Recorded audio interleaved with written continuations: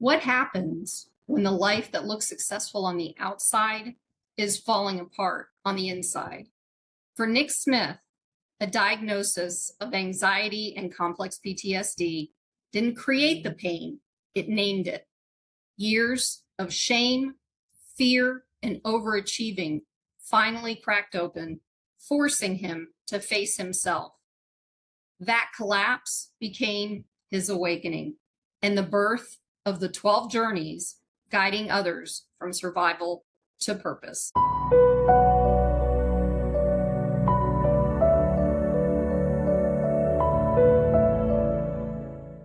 Before we begin, if you're here because you're seeking truth, healing, and transformation, make sure to subscribe and share this episode with someone who's ready for their own awakening.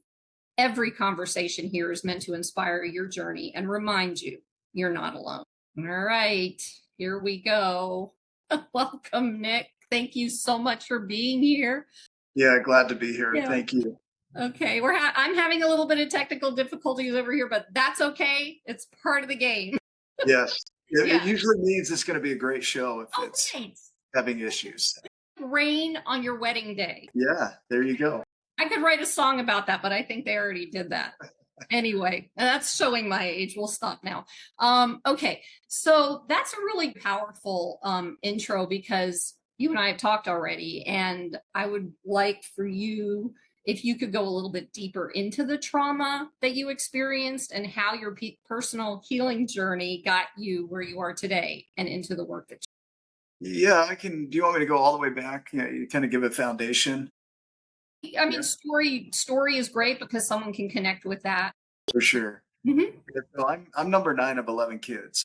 My mom is she passed away about 10 and I'm 50 now. So yeah, about 10 years ago. So her life was hard. So she had a mental illness and undiagnosed, struggling to make it through life. Dad passed away when I was 2. Mm. And so she was raising, 8 kids at home under 8 when he died. And so she had a pretty heavy load to carry in addition to her mental illness. And so there was a lot of neglect, emotional abuse, but not, I guess spanked. That's as much physical abuse as I got. But it was a challenge because I didn't really have a mom there to raise me.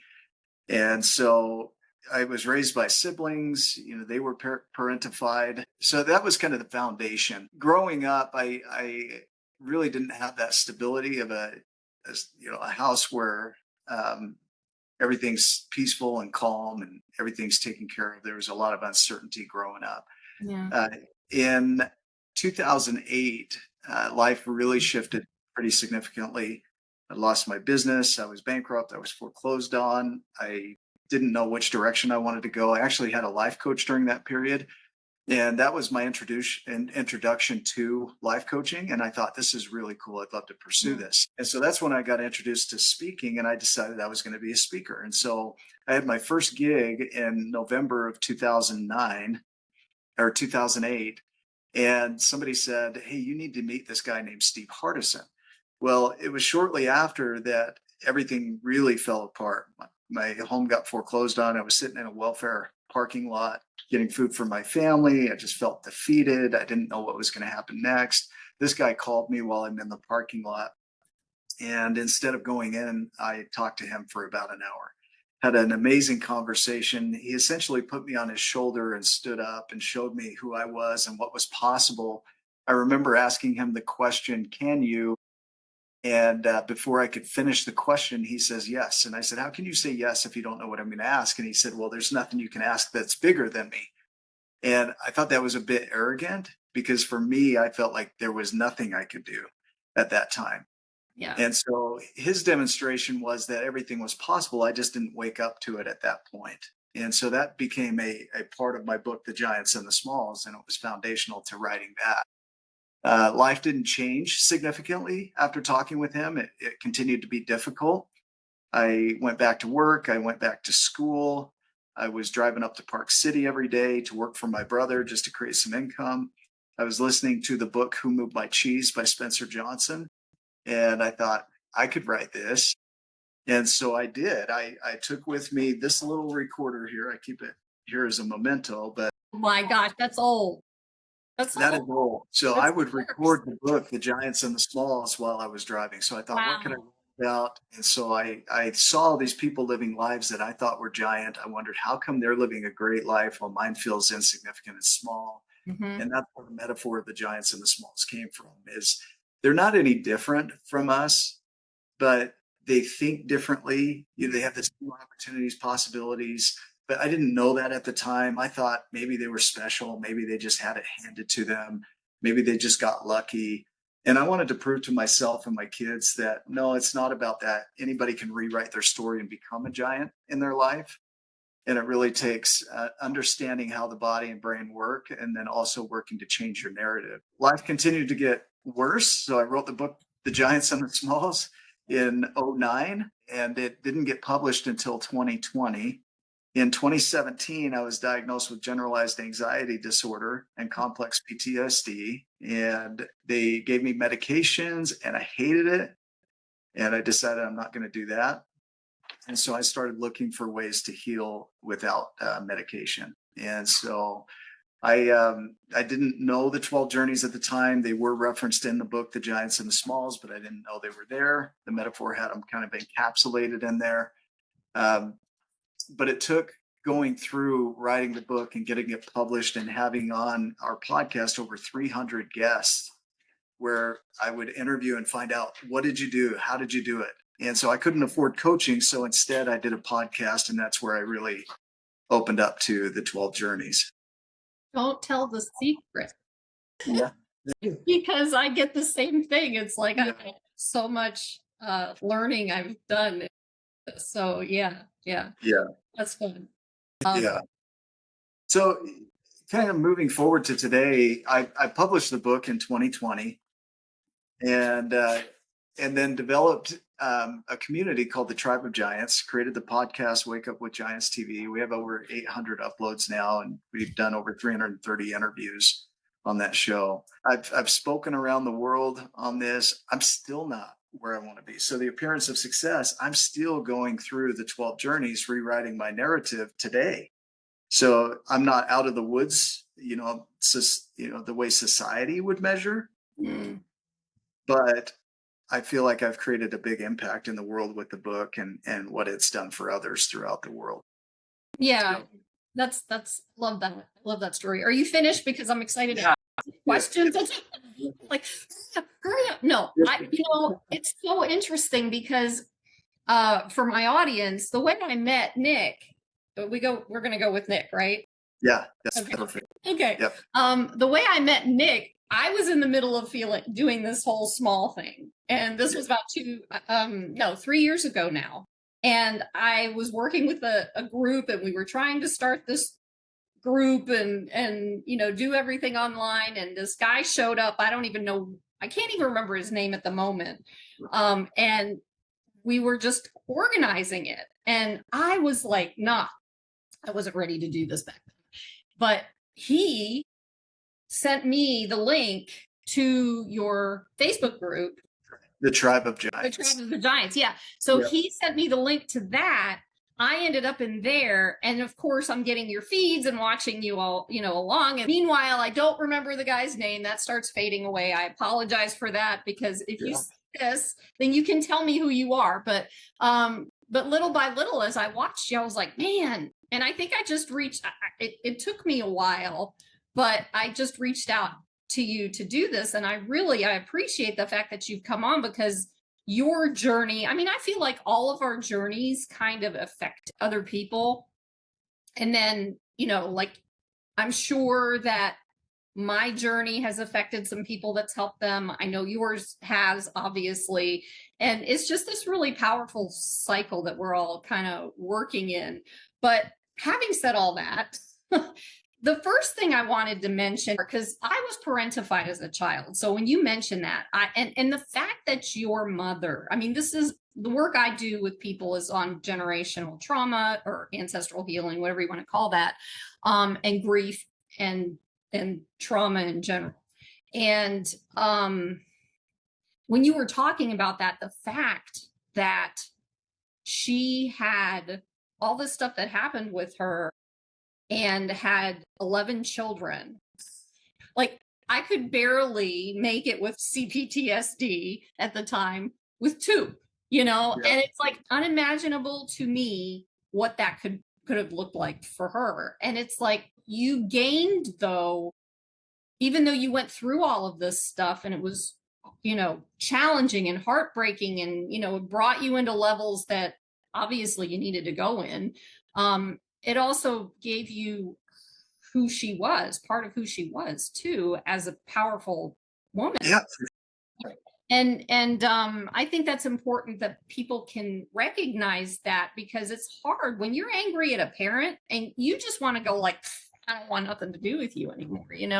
But when we can recognize their not just the negative parts that they gave us, but the positives, that it kind of reworks the story. And for me, it was easier to forgive my mother based off of that, when I recognized her, extreme challenges growing up as a child, and with the generational trauma and the Holocaust, that kind of stuff. So I just wanted to bring that up to just kind of give some understanding on what that looks like. At least it did for me. One of the things I wanted to ask you was this. You said that you felt defeated. And what popped into my mind when you said that was, as a man, it's very hard for a man to feel defeated. It's a different heart. It's a different kind of heart, I think, just again, from my experience. So for you, can you give like something you can recommend to men when you're in that space that can help pull them out so they can start moving forward on their journey? Absolutely. It's when I went through it, I didn't have the tools that I have today. So if I were to go back and have what I have today, I would have approached it totally different. Totally different story. And so to be able to look back at it now, the defeated feeling is part of the process. So if, I like to use the measurement of the hands here, is there's my world as it is, and there's the ideal world that I have in mind. And so Lisa Feldman Barrett talks about depression as when we're not living up to our own ideals, and anxiety is when we're not living up to the ideals of others. And so Brad Blanton, who's another top researcher, said that the ideals that we have about others are our own ideals projected. So it's what we think they're thinking, and it's us measuring ourselves against what we think they're thinking. So still our stuff. And so when I look at defeat, it's a perception. It's not even a mindset. It's a perception which can influence your thoughts and actions. And so when I look at the defeatedness, it's that where I'm at and where I think I should be are not the same. And so the defeat is felt in the middle, the gap. And the reality is that I really don't have to be at that ideal. And so if I were to go back in time and really be with that, I would have given myself a lot more grace for what was, which would have been the not ideal. Very clearly, it wasn't ideal. So it wasn't my ideal to have my house foreclosed on, or to be bankrupt, or to be getting food at a welfare center. That's not my ideal, but that was my reality. And so what I found myself doing is resisting and fighting reality. And so I was spinning myself up in the in-between. And if I could go back and just have grace for and acceptance for what is, then I would have navigated it, I think, a lot quicker. But instead, I was so busy fighting and resisting what was that I didn't get to the point of just being okay with what is, which would have allowed me to move forward and maybe reach that ideal, or maybe reach some other version of that ideal. Is that making sense? Absolutely. It does. And it's, now that you're saying it, I'm like, well, it's not just men, because I had the same thing. We went through this whole process of defeat, and then I had to work into the acceptance and the surrender and all of that part of it. And that's who we are as humans. That's our path. That's our path. I mean, if you look at Carl Jung, I've been doing a lot of research on him, and it's just like mind-blowing to me how he kind of incorporates the archetypes in with all of that stuff. And I'm not going to get into that. I just want to bring it up. No, good. In fact, I have a tattoo on my arm. It's two wolves, the dark and the light. Kind of. Yeah. And so the idea of shadows and your light. Yeah. And to me, it's not which one you feed. You need both. Your shadow and your light work together in yin and yang to help you to develop and grow. So it's Carl Jung's all about shadow work, and too many of us don't want to look at the shadows. We don't want to be there. Yeah. But unless you face that, you really can't come into the light, you know? So Yep. I think they're both essential. Yeah. Well, I mean, obviously it's the dichotomy. I think that's the right word I'm looking for. Dichotomy. Everything is a balance. Everything is meant to be balanced, but we're so far off in one direction of the pendulum most of the time that it's hard for us, at least at the beginning of the journey. And as you go through it, it can be difficult to be in that balance. Yeah. But you did say something else that I want to lead into, because you were talking about, the defeat piece of it. But then you said something when you were talking about what happened with your business and everything falling apart. And you were talking about Steve Hardison. You also said in that line of wording, you had said the line, not where he wants to be. Like you felt that way back in 2008 to 2009 or whatever, when you met Steve Hardis, and when you described it, it was like, that is it. That's it right there. But when we feel like we're not where we want to be, that's like a societal training.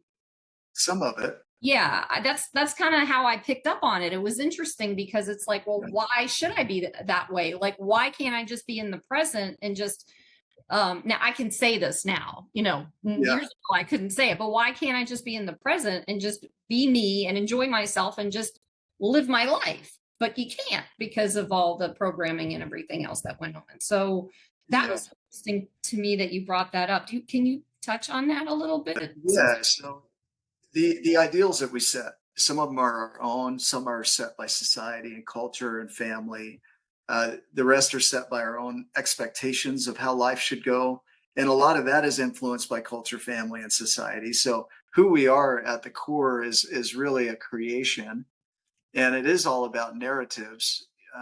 When we present information, and you just present information, there's about a 20% retention of that information. When you add story into it, there's about a 60% retention.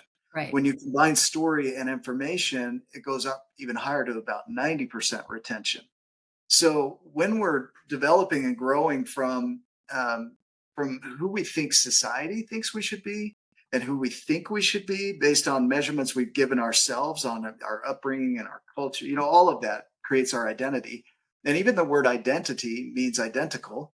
So it means that my inner world and my outer world should align. So when they don't align, we feel dissonance. We feel like imposters.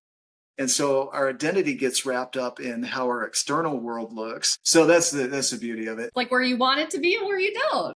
Yeah, right. This is a prime example of it. Exactly. You can. Yeah, so it is a price. So I didn't, want that. That's not my ideal, but it is. So, and that's a sample of life. Life is all about what is, and no matter what you do about it, it is what it is. And that's not a statement of resignation. It's simply acknowledging this is what is. Mm-hmm. And the ideal is what is possible or what could be or what is not yet, right?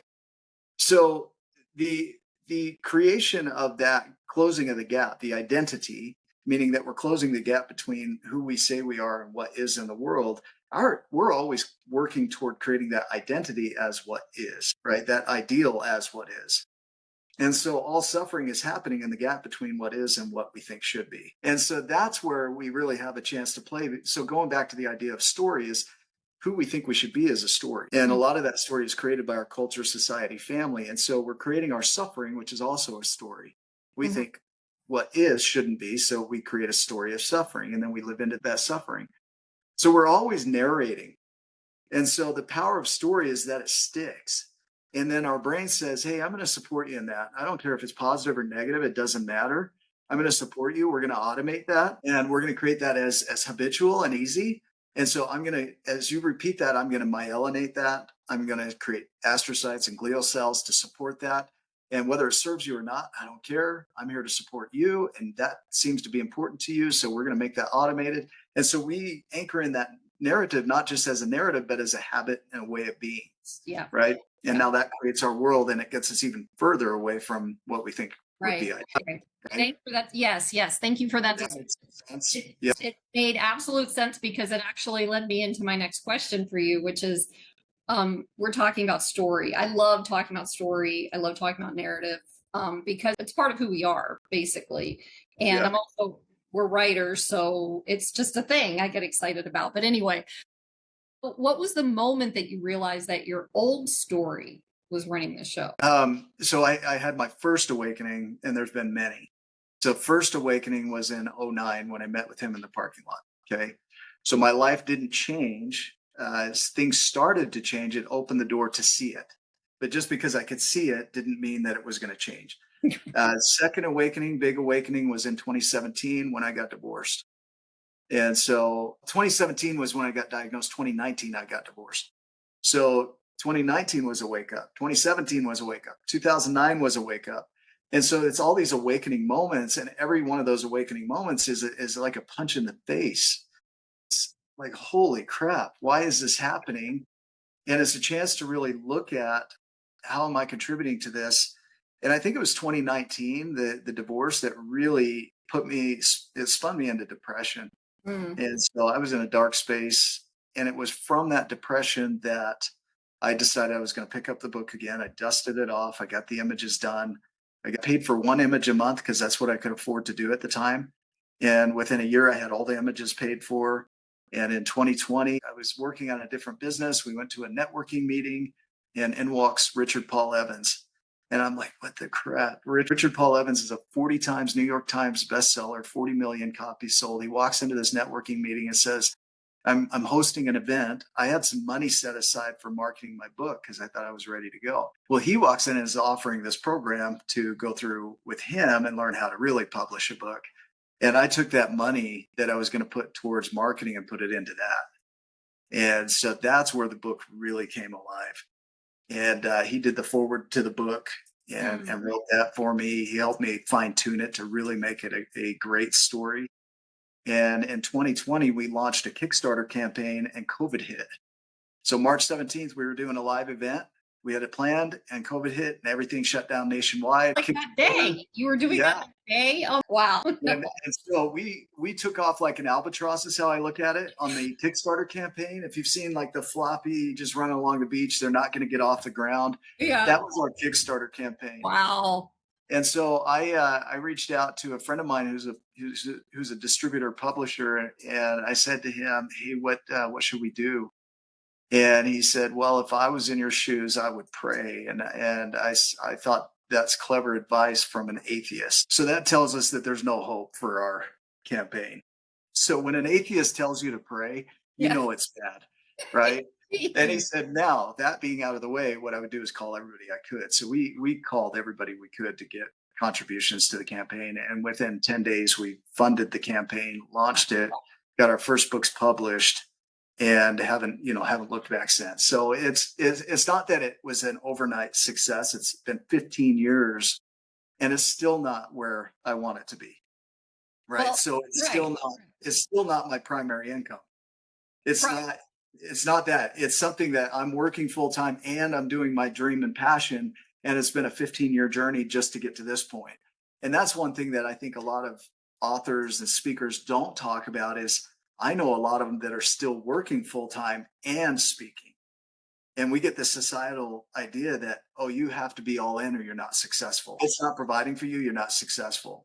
But I look at the impact that's been created. We have 4,200 members globally. Yeah. We've interviewed 330 people on our show. I've spoken to thousands around the world about the program. So there is a ripple and an impact, and that's not a societal measure. Does that make sense? Yeah, it does. I get the same thing. It's like, why isn't this already, I've been working on the podcast for a year. Why isn't it like big and famous? Or, not that I'm looking for that, but whatever. But I understand that. And it's, admittedly, I use ChatGPT as a tool. Yeah. So just kind of going back and forth. And if it doesn't resonate, I'm good. Most of the time it has been. Yeah. It's interesting because even I call him Chad, but Chad tells me that it's like a cocoon. It's not time, so to speak, for your stuff to really come out big, or my stuff to come out big, or whatever that is. It's cocooning us, and we continue our healing process in that cocoon. Yeah. And then once we're, or let's call it a chrysalis, because we're going to do butterfly. Sure. Yeah. Sure. But Sometimes I feel like I'm. yeah, no, well, moths are pretty too, some of them, but and they're also drawn to light, by the way. Anyway, so what I think is just interesting how we can get so frustrated because it's not happening when we want it to. But technically, what I've also learned is that one of the other reasons it's not doing that is because the universe or God or whatever you call your higher power, or don't call your higher power, because you mentioned atheists, and that's okay.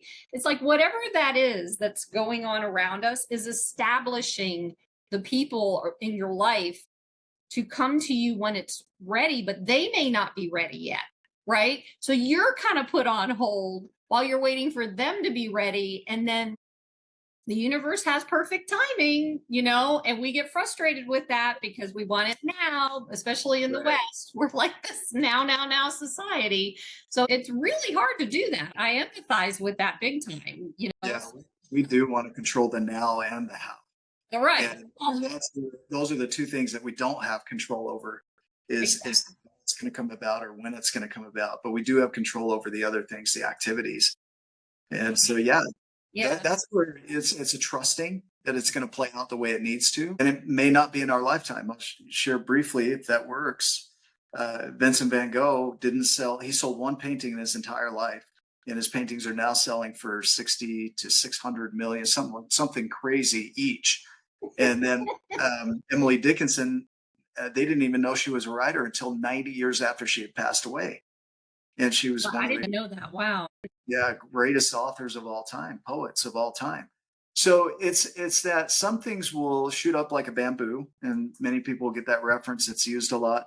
But some things will take off like an olive tree, which takes about 75 years to germinate. So the person that plants it never sees the seeds come to life, but it takes thousands of years for it to it lives for thousands of years. It goes way beyond the life of the person. I've heard about olive trees, but I'd like for you to explain the bamboo, because what I've heard about the bamboo is it germinates under the ground for like 5 years before it even comes up. Yep. But okay, so using that analogy, so society wants to see that quick success. Right. And some things are a quick success, they're instant. And then some things are like bamboo, they grow underground for 3 to 5 years. And then within weeks, they shoot hundreds of feet in the air. Right? And they go on to live a short life of about 10 years. And an olive tree, when that seed is planted, it takes 65 to 70 years for that seed to germinate and actually produce fruit. But it'll go on to live thousands of years. So there's the quick successes, there's the bamboo successes, and then there's the olive tree. And what I've had to move toward is more of the olive tree mindset is and I've had some of the bamboo type successes. But I'm building something that's going to outlive me. It's going to live way beyond my life. And so I'm thinking I'd love to see the results in my life. That would be my ideal. But if I didn't, what I know about this creation is it's going to outlive me. Right. And that's where the surrender comes in.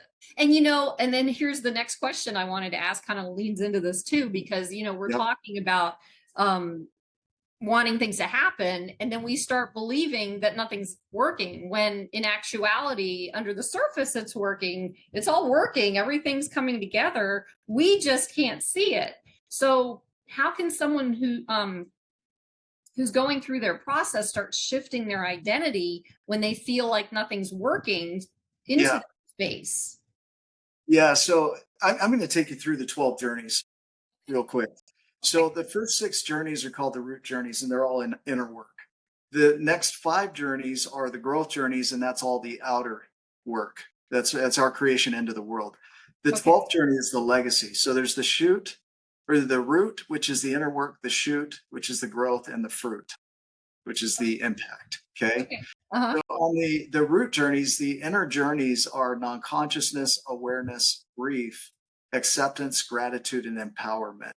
And then we'll go into the 5 growth journeys next. But the foundation, so the journey of non-consciousness is all the inner story, the narrative, your identity, the cultural and familiar and familial and social influences. That's all the non-conscious. It's all the automations and habituations. It's your way of being. It's what runs everything. Your 86 billion neurons, your 85 billion glial cells, your ability to store the internet twice in one human brain. That's all non-consciousness. It's the power of the brain to create and adapt to any environment. So Charles Darwin said it's not the most intelligent or the strongest that survive. It's the most adaptable to change. And so the brain is adaptable. And so the journey of awareness is waking up to all the things that you think are you. And then recognizing the things that serve you and the things that no longer serve you. And so awareness is all about that, doing it without judgment. And my favorite definition of forgiveness is to not cause additional harm. Whoever you were or whoever was programmed, don't cause additional harm with that. My mom being who she was, I don't need to cause myself additional harm over that. If life was hard and it didn't go the way I want, I don't have to beat myself up or judge myself harshly or shame myself over that. So the journey of grief is all about the heavier emotions. Grief comes from the Latin gravare. It means weightiness. And so all of the heavy emotions are bundled in there and they're signals. So anxiety tells you that you're out of alignment with who you think you should be in relation to society. Depression tells you you're out of alignment with your ideals. Anger is a forge that burns out things that no longer serve you. Grief tells you that the pathway you used to take is no longer accessible in time, space, or attachment. And so you got to find another way, right? Sadness, all of these other heavier emotions, they're signals that you probably need to do something different. They're just alerts or errors or alarm systems. And so when we can learn to navigate the emotions, we don't try to get rid of them. We work with them to create a better life. Acceptance is acknowledging all of this, what is and what has been, without resigning yourself to it. You don't have to love it, but acceptance is just saying, this is what is, this is what has been, it is what it is. And that's not a statement of resignation. Right? Then we go into the journey of gratitude, which is the first step of empowerment. And that allows you to see the abundance of the world and start to acknowledge that it's there. So it's an acknowledgement like acceptance, but it's an acknowledgement of everything that's good in your world. And then you go into the journey of empowerment, which is learning tools to help you navigate the difficult emotions, like DBT skills, CBT, ART, IFS. All of these are tools that help you to navigate. Go ahead. DBT is dialectical behavioral therapy. Okay. Can you explain those as you do it instead of one more time and explain it right after? Yeah, go ahead. Dialectical behavioral therapy is stress tolerance. So when you're going through intense emotions, for people with borderline or heavy trauma, you need to be able to survive the intense emotions. So DBT teaches you skills to do that. Cognitive behavioral therapy teaches you how to rewrite your story. IFS is internal family systems, where you learn to dialogue with those parts of you that were created for your protection that no longer serve you, and taking back control from that. ART is accelerated resolution therapy, which is kind of like EMDR, where you're doing the eye movement. Yeah. But there's also a therapy component tied to it that allows you to heal those old parts more quickly and release yourself from the traumas. So these are all tools of empowerment that help you get your power back. Right. Breathing, right? Meditation, grounding. I love food. I even distractions like TikTok can be a healthy thing as long as you don't stay in the distraction. You've got to re-engage. So one of the tools of that is you've got to re-engage. Right. You mean staying on TikTok for 4 hours is not a good some days it's just what you need. It's just what that's true. That's actually true. I've run into that because I've been doing that thing where I'm training myself to go in. I've got 10 minutes. That's all I got. Yeah. Sometimes like I do not want to do anything, and I'm going to sit on here and just blindly doom scroll as long as I feel like. Try not to soak in the negative energies. You're surviving the emotions, but the goal is you have to re-engage. And so those journeys all work together to empower you. So when he said in the parking lot, I can, and there was no question, that journey, the route journeys prepare you to say, I can for the next 5 journeys. Okay. The shoot. Okay. So you good if I jump into those real quick? Absolutely. Go right ahead. The first one is uncertainty, journey of uncertainty, which people hate uncertainty. But uncertainty, Margaret Drabble says that when nothing is sure, everything is possible. So uncertainty is simply the recognition that everything is a possibility. The good, the bad, all of it. It is all possible. Possibility exists. Chris Smith talks about that. Limitation is created. So uncertainty puts you in a space of seeing that everything is possible. And then you go into the journey of abundance. So gratitude hit on abundance, but the journey of abundance is that everything you need to create anything you can imagine, all the people, resources, materials, opportunities are already here. The laws of thermodynamics say that energy is not created or destroyed, it's only transformed. And then Richard Paul Evans says that chaos is the mind of creation. And so abundance is that mind. It's the default nature of all things in the universe. There's plenty of oxygen. Yes, and that's different from what we've been taught abundance is, because most of us are locked into abundance just being money. And if you even go out into nature and you look at all the trees, or you look at all the leaves or the grass, that's abundance too. Oxygen, thank goodness. Yeah, right. Anything, everything is abundant, but we don't see that because we're focused on the money. We're talking on a computer screen that was taken from the abundance and transformed. Every book back here, the walls, the materials in the walls, the wiring in the walls was once metal in a mountain that somebody dug up and transformed so that it could be used in a house, right? So our ability as humans is to transform what is. So we don't have to go create oxygen to breathe oxygen. We don't have to go create a monetary system to get money, to create money, right? It already exists. Somebody took what was and transformed it into a monetary system. Now we get to use it. And that becomes the chaos of our next creation. So when you look at uncertainty and abundance, is everything is possible. Everything you need to create that is possible. What do you want to create? The journey of vision, which Catherine Lee says you want to create a vision clear enough that it becomes a memory of things that haven't happened yet, a memory of things yet to be. And Lydia Nibley calls it a pre-membering. So you get the memory so clear of this thing. And hope theory says the clearer the vision, the more likely you are to have hope. You know the future is going to be brighter. You know you're the one that's going to create it. And you'll overcome any obstacle to make it a reality. And so when you have a clear vision, now you know everything's possible. Everything I need to create that is possible, is here. And now the vision tells me where I'm going to go with that. And then the next journey is surrender, is you don't know how. My favorite. Yeah, Steve Jobs says that you can't connect the dots looking forward. You can only do that looking backwards. So you got to trust that those dots are going to connect. But the journey of nurture, the 10th journey, says that you do have to put effort in. So if you look at the fractal nature of this universe, is that circulatory systems, networks, water systems, fractures in the earth all follow a pattern called a fractal pattern that is self-similar patterns repeated that create the complexity of life. Small, simple steps repeated create the complexity of life. Yeah. Right? Yep. So those are the growth journeys. So all of those combined, you do put effort in every day. A small step, a single thing every day compounds. And then that creates complexity. If I can take one thing and transform it into what I have in mind and put that into the world, I'm going to get either a positive yield or a negative yield from that effort.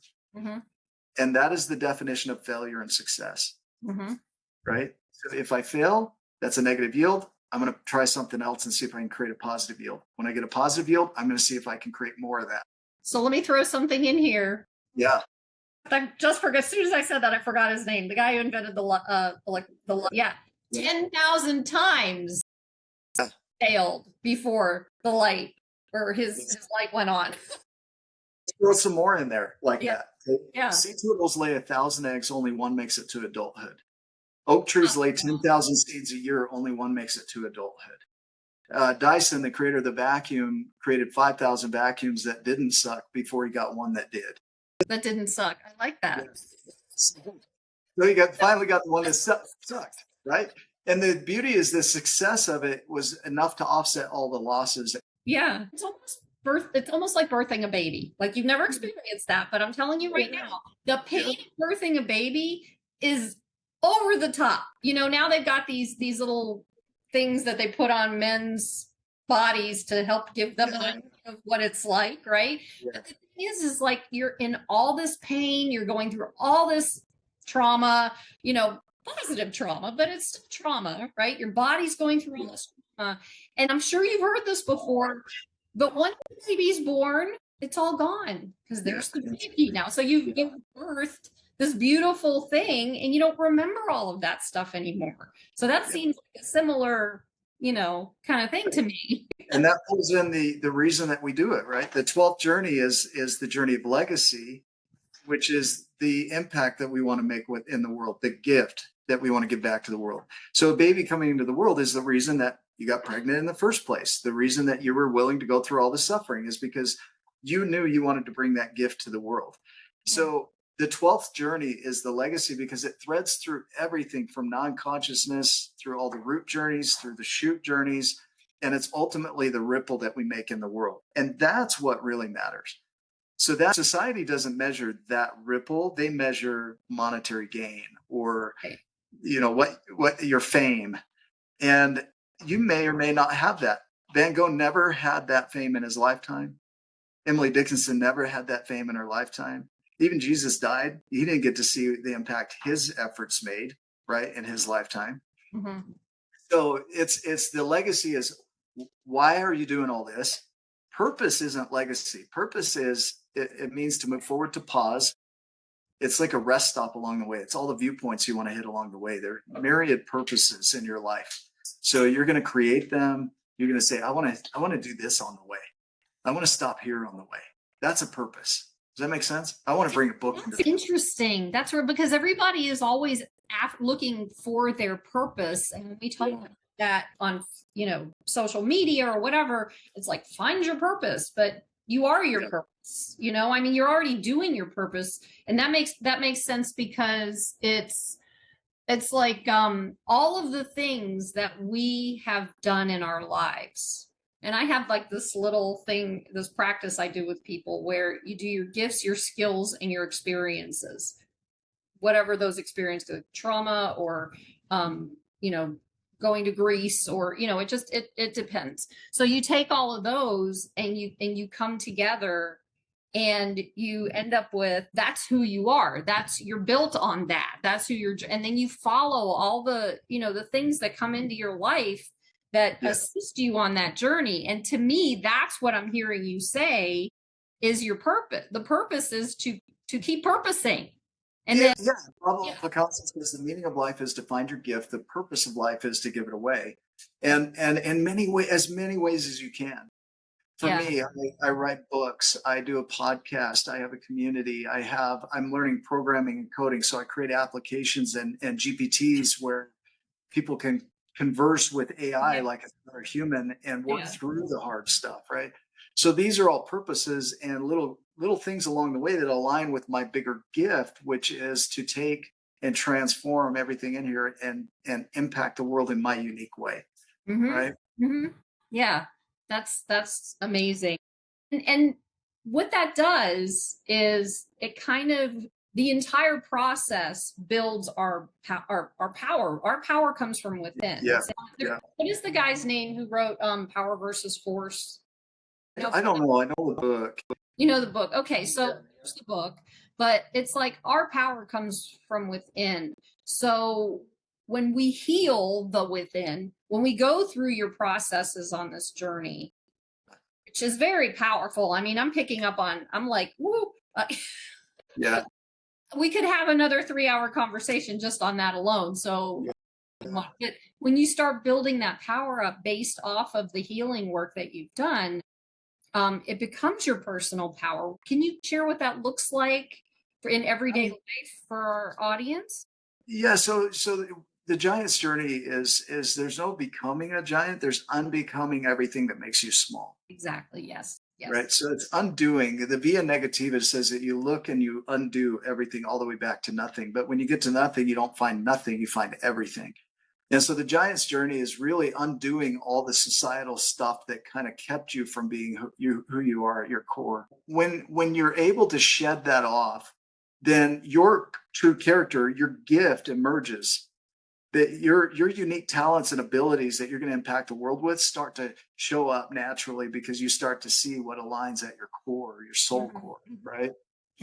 So what you start to notice in your life is you start to feel more peace with any kind of chaos. You start to see uncertainty as I can, and everything I need is already here so that I can do that, right? you start to imagine out of the box of your box. One of my friends and mentors, Townsend Wardlaw, says the moment you believe a belief, it becomes limiting by the nature of believing it. And so we box in our universe and say, this is how it works. And then we box it in. Yeah. So when you start to grow the way I'm talking about here, you start to see that your box is just a box in the scheme of impossible or, possibility. And we are so much bigger and more expansive than that Yeah. box. And the societal they, the programming they, whatever that means. We've been crammed into this little box. We don't come into the world in the box. We're put in the box, and then we put ourselves in the box. Right, So right. And then we hold ourselves.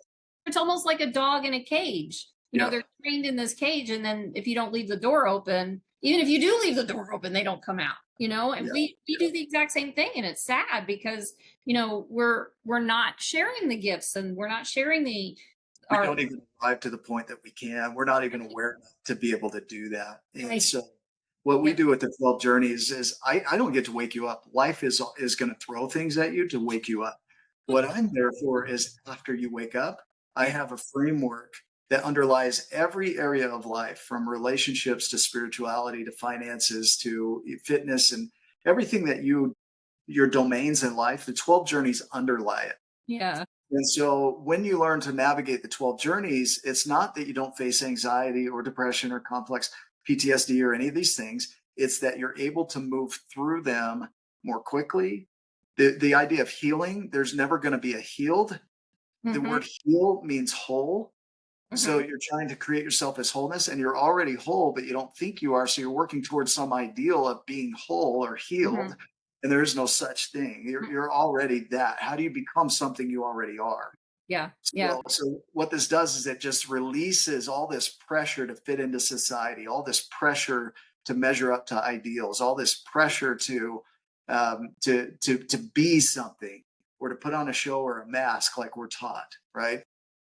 That's where I was waiting for you to get to the word taught part, because that's also how we come in. Because if you see children, if you watch children, they don't have that. They just go and be and, experience and do all these things. And they don't have that blocking issue like that.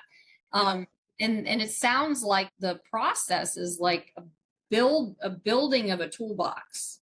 Yeah, and it's in combination. So the journeys aren't like the 12 steps where you go in linear succession. Right. They're a combination. Today I might use awareness. Today I might use gratitude. Today I might use the journey of uncertainty in combination so that I can accomplish what I need to accomplish today.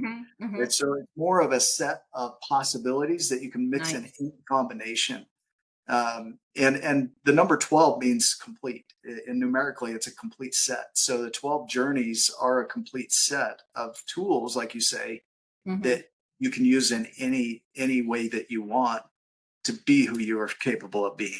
Oh, I love that. And I have to throw this in because the byline of the podcast is uncover the truth of who you are. And that feels like the 13th one. We'll go into the feminine a little bit, but that's the 13th. Uncover the truth of who you are, because that is exactly. And you're right. There's no linear. There's nothing linear about anything. I think we've created that linear thing, and we feel comfortable in it because of time and all this other stuff. But that's not who we are. Everything about life is circular or flowy or movement. Yeah, flows. That would be the word right there. Yeah, it's what this does is that it allows us to navigate and recognize that we're not as broken as we think. That it's okay to not be okay. And I still, I wake up with anxiety still. Yeah, I experience anxiety almost every day. But what I've learned to do is work with it to build my life. So I'll have anxiety running over here, and I'll say, hey, it's okay for you to be here. I'll put it on my shoulder. I'll stand up and say, we're going to create this. So you can come along, but we're going to do this. You don't have to go away. There's nothing wrong with you being here. You're allowed to be here. And I'm going to do this. And here's something I want to share this because we all have anxiety, and when we've had it our entire lives, sometimes when something comes up, we think it's anxiety coming up. But as things progress, as we heal, someone told me one day, anxiety has the exact same energy as excitement. But we don't know that because we've been so stuck in anxiety that we think it's still anxiety until you convince yourself as a tool, it's like, oh my God, I'm getting anxious. And it's like, no, this is commitment. You know, this is okay. We can do Well, this. It even further, research has found that naming the sensations is more powerful for healing than naming the emotions because we mislabel things. Like yeah, you're in the saying, body. You mean in the body, or yeah, where you're it's noticing located in the in your heart or the shortness of breath yeah, or the yeah, tingling in your fingers. yeah. Naming those is actually more powerful than trying to name anxiety or depression. Or, when people say I'm feeling depressed, maybe you are. Maybe it's a combination because emotions are on a spectrum on a wheel, that it could be a combination of multiple things going on. Oh yeah. It's easier to name the sensations of what's going on, and that allows you to break through even Mhm. quicker. We could probably go on for a few hours talking about this. Your 12 journeys in and of itself could probably be 2 hours. Or Easy, easy. easy. Yeah. Yeah. I teach it over a year. We run it through Okay, well that makes yeah. framework. I actually do a 6-week training around it, Yeah. a really intense 6 weeks. But the idea is we're not changing your identity. We're installing an operating system. Nice. That's beautiful. I'd like to stop it here because I want people to be able to think that because that's a great line. We're not changing your identity, we're installing an operating system. And because our brains work like computers, that's perfect. So, Nick, I'm going to ask you some questions that I ask all of my guests. Yeah.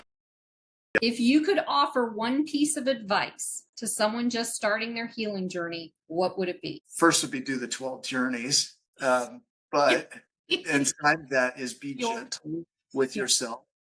Be incredibly compassionate for yourself like you would for another human over what you're experiencing. It's already hard enough. Adding your own shame on top of what you're going through just makes it harder. So don't do that. Yeah, don't do that. I know. I get Yeah. it. How would you define awakening? Oh, Already talked about this a little bit, yeah, but yeah. The awakening is that shocking moment that says I've got to do something. This okay. isn't working anymore. To me, that's kind of the awakening I'm talking about because people get knocked up is there's an opportunity to change something here. What Yes. you're doing isn't working. There's an opportunity to change it, and being able to see that is Yeah. an awakening. Yes. Perfect. I love that. What do you believe soul divinity is? Oh, well, just like the giantness. So the reason I chose giants and smalls is they don't get in the way of belief systems. They go across cultures, Yeah. they go across religious views and beliefs. I think we are divine by birth. Mhm. I think God created us as divine. I think the idea of the giant is that ideal that we are already that. It's unbecoming anything that makes us think. So soul divinity to me is the giant is already there. Yeah. It's like the acorn already possesses the oak tree, that environment to grow. So Yeah. that's what soul divinity is to me, is all of the things that would make you everything you could possibly imagine are already engineered into you. Okay. I had to take that one in. Okay. All right. How can people get in touch with you? Yeah, best way is my12journeys.com. So we have everything there. There's a personality quiz they can take right on the homepage. It's free. 60 questions, takes about 20 minutes. It'll tell you where you're at in your current process. It's not a definition of your identity as a set point. It's just telling you where you are in your giant's journey. And so these 60 questions are Likert style, and they're designed to really pull out of you where your current state is so that you can work from there. And so Okay. that's free on the website. You'll see all the books, the show is on there. It's a hub for everything. Okay. So my12journeys.com. That's awesome. And if you could clarify what Likert style is, what do you mean by that?